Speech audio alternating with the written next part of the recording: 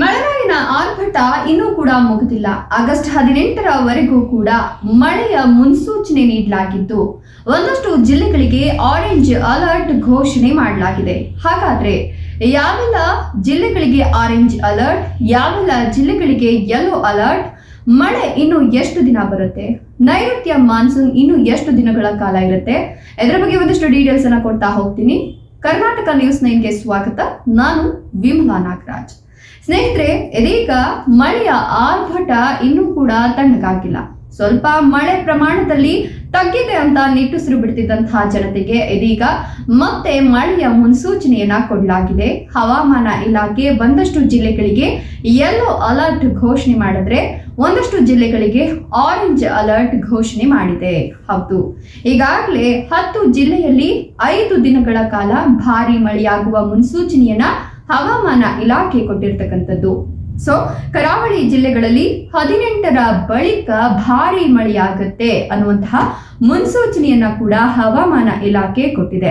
ಹೀಗಾಗಿ ಉತ್ತರ ಮತ್ತೆ ದಕ್ಷಿಣ ಒಳನಾಡಿನ ಕೆಲವು ಜಿಲ್ಲೆಗಳಲ್ಲಿ ಭಾರಿ ಮಳೆಯಾಗುವ ನಿರೀಕ್ಷೆ ಇದ್ದು ಯೆಲ್ಲೋ ಅಲರ್ಟ್ ಅನ್ನ ಘೋಷಣೆ ಮಾಡಲಾಗಿದೆ. ಇನ್ನು ನೈಋತ್ಯ ಮಾನ್ಸೂನ್ ಮಾರುತ ಇದೀಗ ಚುರುಕುಗೊಂಡಿರೋದ್ರಿಂದ ಈಗ ಮತ್ತೆ 18ನೇ ತಾರೀಕಿನವರೆಗೂ ಕೂಡ ಮಳೆಯಾಗತ್ತೆ. 18ರ ಬಳಿಕ ಉತ್ತರ ಮತ್ತೆ ದಕ್ಷಿಣ ಒಳನಾಡಿನ ಕೆಲವೊಂದಷ್ಟು ಜಿಲ್ಲೆಗಳಲ್ಲಿ ಭಾರಿ ಮಳೆಯಾಗತ್ತೆ. ಹೀಗಾಗಿ ಅಲ್ಲಿ ಆರೆಂಜ್ ಅಲರ್ಟ್ ಅನ್ನ ಘೋಷಣೆ ಮಾಡಿರ್ತಕ್ಕಂಥದ್ದು. ಇನ್ನು ದಕ್ಷಿಣ ಕನ್ನಡ, ಉಡುಪಿ, ಉತ್ತರ ಕನ್ನಡ, ಬೆಳಗಾವಿ, ಬೀದರ್, ಕಲಬುರಗಿ, ವಿಜಯಪುರ, ಚಿಕ್ಕಮಗಳೂರು, ಶಿವಮೊಗ್ಗ ಈ ಒಂದಿಷ್ಟು ಜಿಲ್ಲೆಗಳಲ್ಲಿ 20ನೇ ತಾರೀಕಿನವರೆಗೂ ಕೂಡ ಮಳೆ ಆಗುತ್ತೆ ಅಂತ ಹೇಳಲಾಗ್ತಾ ಇದ್ದು, ಅದರಲ್ಲೂ ಭಾರಿ ಮಳೆ ಆಗುತ್ತೆ ಅಂತ ಹೇಳಲಾಗ್ತಾ ಇದ್ದು ಈ ಒಂದು ಜಿಲ್ಲೆಗಳಿಗೆ ಇದೀಗ ಯೆಲ್ಲೋ ಅಲರ್ಟ್ ಅನ್ನ ಘೋಷಣೆ ಮಾಡಲಾಗಿದೆ.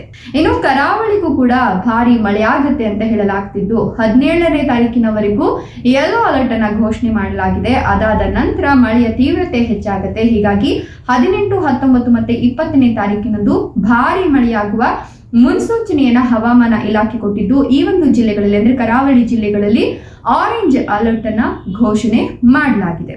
ಸೊ ಮಿಂಚು ಗುಡುಗು ಸಹಿತ ಧಾರಾಕಾರ ಮಳೆಯಾಗುವ ಸೂಚನೆಯನ್ನ ಇದೀಗ ಹವಾಮಾನ ಇಲಾಖೆ ಕರಾವಳಿ ಜಿಲ್ಲೆಗಳಿಗೆ ಕೊಟ್ಟಿದ್ದು ಕರಾವಳಿ ಜಿಲ್ಲೆಗಳಲ್ಲಿ ಧಾರಾಕಾರ ಮಳೆಯಾಗುವ ಎಲ್ಲ ಲಕ್ಷಣಗಳು ಕೂಡ ಗೋಚರಿಸ್ತಾ ಇದೆ.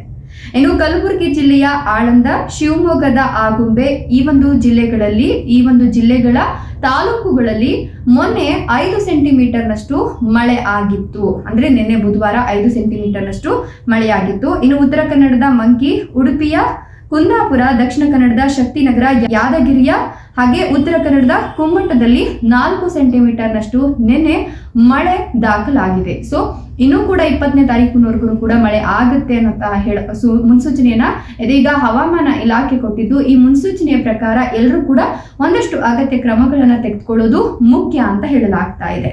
ಇನ್ನು ಈ ಒಂದು ವಿಚಾರಕ್ಕೆ ಸಂಬಂಧಪಡೋದ್ರ ಜೊತೆಗೆ ಏನು ಬೆಂಗಳೂರಿನಲ್ಲಿ ಹವಾಮಾನ ಯಾವ ರೀತಿ ಅಂದ್ರೆ ಉಷ್ಣಾಂಶ ಯಾವ ರೀತಿ ಇತ್ತು ಅನ್ನೋದನ್ನ ನೋಡ್ತಾ ಹೋಗೋಣ. ಸೋಮವಾರ 27.2 ಡಿಗ್ರಿ ಸೆಲ್ಸಿಯಸ್ ಇದ್ದಂತಹ ಹವಾಮಾನ ಅಂದ್ರೆ ಉಷ್ಣಾಂಶ ಮಂಗಳವಾರಕ್ಕೆ 25.3 ಡಿಗ್ರಿ ಸೆಲ್ಸಿಯಸ್ಗೆ ಬರುತ್ತೆ. ಬುಧವಾರ ಇನ್ನೂ ಕೂಡ ತಗ್ಗುತ್ತೆ, 22.6 ಡಿಗ್ರಿ ಸೆಲ್ಸಿಯಸ್ಗೆ ಬರುತ್ತೆ. ಇವತ್ತು 25.2 ಡಿಗ್ರಿ ಸೆಲ್ಸಿಯಸ್ನಷ್ಟು ಉಷ್ಣಾಂಶ ಸ್ವಲ್ಪ ಏರಿಕೆ ಆಗಿದೆ. ಆದ್ರೂ ಕೂಡ ಅಲ್ಲಿ ಜಿಟಿ ಮಳೆ ಆಗ್ತಾ ಇದೆ. ಬೆಂಗಳೂರಿನಲ್ಲೂ ಕೂಡ ಈ ಒಂದು 20ನೇ ತಾರೀಕಿನವರೆಗೂ ಕೂಡ ಭಾರಿ ಮಳೆ ಆಗುತ್ತೆ ಅಂತ ಹೇಳಲಾಗ್ತಾ ಇದ್ದು ಈಗ ಬೆಂಗಳೂರಿನಲ್ಲಿ ಜಿಟಿ ಮಳೆ ಆಗ್ತಾ ಇದ್ದು ಮುಂದಿನ 4 ದಿನಗಳು ಕೂಡ ಧಾರಾಕಾರವಾಗಿ ಮಳೆ ಆಗುತ್ತೆ ಅಂತ ಹೇಳಲಾಗ್ತಾ ಇದೆ. ಸೊ ಕರಾವಳಿ ಜಿಲ್ಲೆಗಳ ಹೊರತುಪಡಿಸಿ ಇನ್ನೊಂದಷ್ಟು ಜಿಲ್ಲೆಗಳಿಗೂ ಕೂಡ ಇದೀಗ ಯೆಲ್ಲೋ ಅಲರ್ಟ್ ಅನ್ನ ಘೋಷಣೆ ಮಾಡಿದೆ. ಹಾಗಾಗಿ ಸ್ವಲ್ಪ ಕೇರ್ಫುಲ್ ತಗೊಳ್ಳಿ. ಸ್ವಲ್ಪ ಮುನ್ನೆಚ್ಚರಿಕಾ ಕ್ರಮಗಳನ್ನ ತೆಗೆದುಕೊಂಡು ಮನೆಯಿಂದ ಹೊರಗಡೆ ಹೋಗ್ಬೇಕಾದ್ರೆ ಏನೆಲ್ಲ ಪ್ರಿಕಾಷನ್ಸ್ ಮಾಡ್ಕೊಬೇಕು ಅದನ್ನೆಲ್ಲ ಮಾಡ್ಕೊಂಡು ಹೊರಗಡೆ ಹೋದ್ರೆ ಯಾವುದೇ ತೊಂದರೆ ತಾಪತ್ರೆ ಇಲ್ಲದೆ ವಾಪಸ್ ಮನೆ ಸೇರ್ತೀರಾ, ಇಲ್ಲಾಂದ್ರೆ ಒಂದಷ್ಟು ತೊಂದರೆಗಳಿಗೆ ಗುರಿ ಆಗ್ತೀರಾ ಅಂತ ಹೇಳ್ತಾ ಇವತ್ತಿನ ವಿಡಿಯೋಗಳು ಮುಗಿಸ್ತಾ ಇದ್ದೀನಿ. ಇದರ ಬಗ್ಗೆ ನಿಮ್ಮ ಅನಿಸಿಕೆ ಅಭಿಪ್ರಾಯಗಳನ್ನು ಕಮೆಂಟ್ ಮಾಡಿ, ವಿಡಿಯೋ ಇಷ್ಟ ಲೈಕ್ ಕೊಟ್ಟು ಶೇರ್ ಮಾಡಿ, ತಪ್ಪದೆ ನಮ್ಮ ಚಾನಲ್ ಅನ್ನು ಸಬ್ಸ್ಕ್ರೈಬ್ ಮಾಡ್ಕೊಳ್ಳಿ. Thank you.